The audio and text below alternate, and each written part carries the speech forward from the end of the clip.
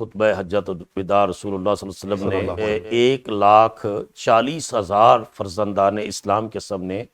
جو حضور نے خطبہ ارشاد فرمایا حج کے موقع پر، اس کو خطبہ حجۃ الوداع حجۃ البلاغ کہا جاتا ہے، کیونکہ یہ پورے امت کو یا اجتماعی طور پر حضور کے آخری یہ لیکچر تھا،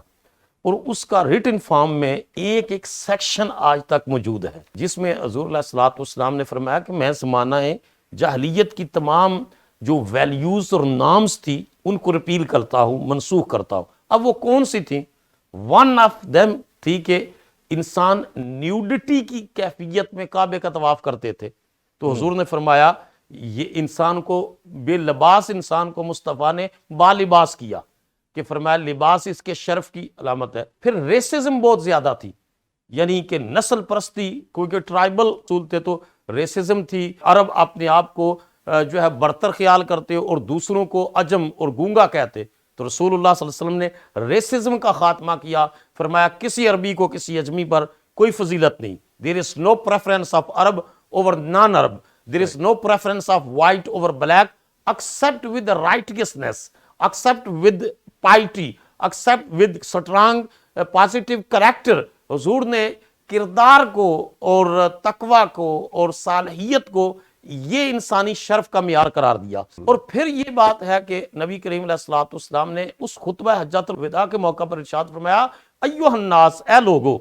ان دماءکم و اموالکم و اعراضکم حرام علیکم، لوگو تمہاری جانیں، تمہارے مال، تمہاری عزت و آبرو اب میچولی ریسپیکٹفل ہیں، الی ان تلقوا ربکم until the day of judgement, اور کا حرمت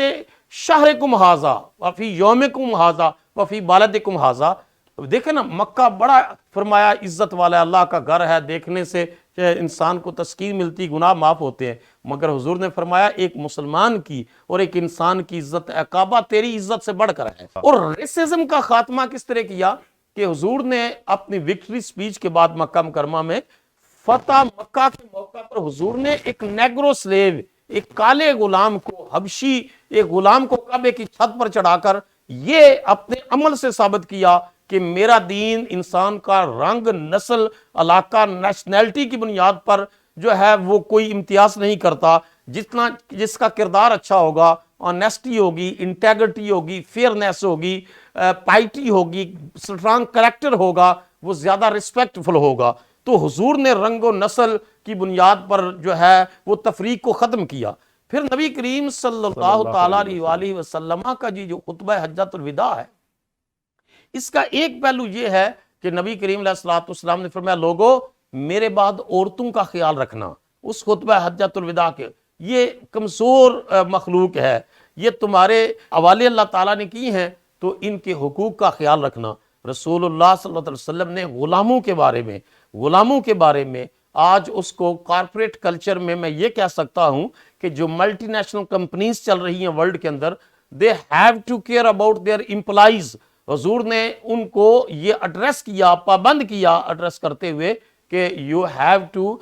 تمہیں ان کے حقوق کا خیال کرنا ہے۔ آج پوری دنیا میں جو ملازمین کی یونینز بنی ہوئی ہیں، رسول اللہ صلی اللہ علیہ وسلم نے خطبہ حجۃ الوداع کے موقع پر ملازمین، غلاموں،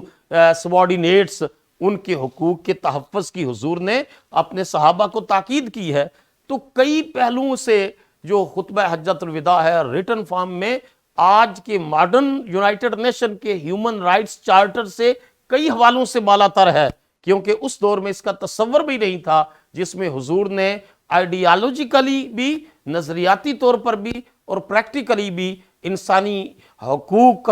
کا تحفظ کیا، اور انسانی حقوق کو حضور نے پروٹیکٹ کیا، اور انسانی حقوق کو دنیا کے سامنے اپنے عمل سے ثابت کر کے فرما دیا کہ لوگو اللہ کا خلیفہ اور اشرف المخلوقات ہے انسان، اور اس کو تمہیں عزت دینی ہوگی، اس کا خیال رکھنا ہوگا۔ ہم یہاں دیکھتے ہیں کہ امریکی سسٹم اسلام کی روح کے ہمیں کافی حد تک قریب نظر آتا ہے، اور ویسٹرن ورلڈ کے اندر انسانی حقوق کا، یعنی کہ تھیوری ہماری، آئیڈیا اسلام کا، اس کو پریکٹس ویسٹرن ورلڈ کر رہی ہے۔ جی، امریکہ کے اندر کوئی شخص جو ہے وہ عدالت میں جائے تو یہ نہیں دیکھا جاتا کہ یہ جی گورا ہے یا کالا ہے یا مسلمان ہے یا عیسائی ہے یا یہودی ہے، ریگارڈ لیس آف کلر اور ریلیجن، وہ اس کو انصاف دیتے ہیں، جبکہ مسلم ممالک کے اندر بیسیکلی جو ہے وہ کلچر زیادہ پریویل کرتا ہے، وہاں کی لوکل پالیٹکس جو ہے وہ اسلام کو صرف بطور ایک سمبل استعمال کرتے ہیں، اسلام کو پریکٹس نہیں کرتے، جس کی وجہ سے مغربی دنیا جس کے اوپر آواز اٹھاتی ہے۔ پھر پولیٹیکل سسٹم جو ہے وہ اسلام کی روح کے مطابق نہیں ہے ہمارا۔ مثلا میں یہ بات کرتا ہوں کہ جمہوریت کیا ہے؟ جمہوریت ہے انسانی خواہشات کے مطابق کوئی فیصلہ کرنے کا۔ اب یہاں ایک جوہری فرق ہے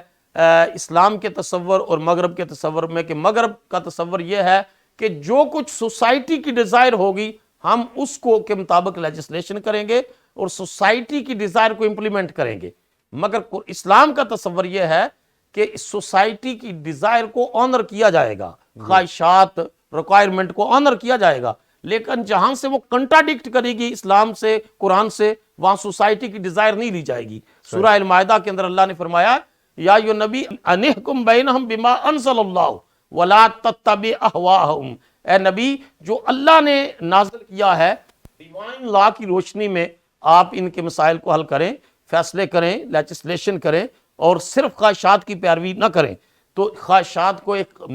حد تک مانا جائے گا، لیکن اس کو بے لگام خواہشات کو نہیں لیا جائے گا۔ یہ ایک جوہری فرق ہے اسلام کے اور مغرب کے تصور جمہوریت۔ اسلام کا شرعی نظام ہے اور مغرب کے اندر جو کچھ میجارٹی کہہ دیتی ہے، تو اسلام کے نظام کے اندر بڑی ہی برکت ہے۔ میں سمجھتا ہوں کہ بالآخر دنیا اسلام کے نظام